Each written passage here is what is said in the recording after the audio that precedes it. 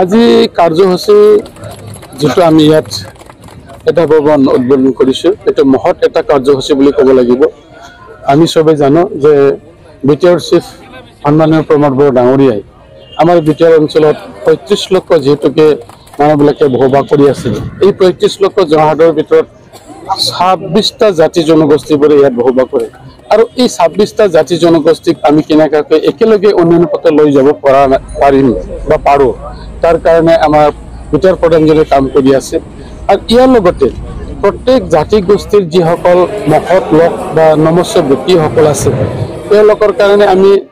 কাৰোবাৰ নামত ভৱন নিৰ্মাণ কৰিছো কাৰোবাৰ আমি প্ৰতিমূৰ্তি নিৰ্মাণ কৰিছো বা কাৰোবাৰ নামত আমি তেনেকাকে ভাল এটা ৰাস্তাৰ নামকৰণ দি ৰাখিছো ঠিক তেনেকাকে আজি গছেগাঁৱৰ মাছমজিয়াত সন্মানীয় আমাৰ সবৰে শ্ৰদ্ধা বিশ্বকবি ৰবীন্দ্ৰনাথ ঠাকুৰৰ নামত ৰবীন্দ্ৰ ভৱন আমি ইয়াত আবণ্টন দিয়াৰ পিছত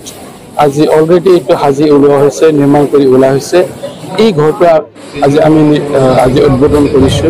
আৰু এই কাৰ্যসূচীত সন্মানীয় বিটিআৰ প্ৰধান প্ৰমোদ বড়ো ডাঙৰীয়া আহিব লগা আছিল কিন্তু বিভিন্ন কাৰণত তেখেতে উপস্থিত হ'ব পৰা নাই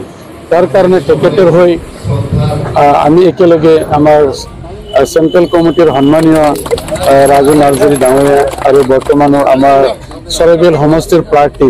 একেলগে আমি এইটো উদ্বোধন কৰিলোঁ গতিকে মই ভাবোঁ এইটো আমাৰ যিখিনি নাটনি আছিলে টাউনত আমাৰ বেংগলতে স্পেচিয়েলি বেংগলৰ সম্ভৱতাৰ কাৰণে যেহেতু সিহঁতৰ কিবা কিবি বহিব আলোচনা গুৰুত্বপূৰ্ণ কথাবোৰ আলোচনা কৰাৰ কাৰণে তেনেকৈ ঠাই নাছিল আজিৰ পৰা এইটো সিহঁতে ভালকৈ কাম কৰিব পাৰিব লগতে আমাৰ এই অঞ্চলতে থকা বা টাউনতে থকা কোনোবা যদি সংগঠনবিলাকেও যদি ইয়াত কিবা এটা বহিবৰ কাৰণে বা আলোচনা কৰিবৰ কাৰণে সিহঁতে ঠাইৰ যদি ক'ৰবাত নাটনি হয় নিশ্চয়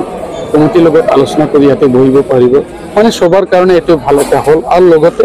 আমাৰ গছেগাঁও টাউনত আমি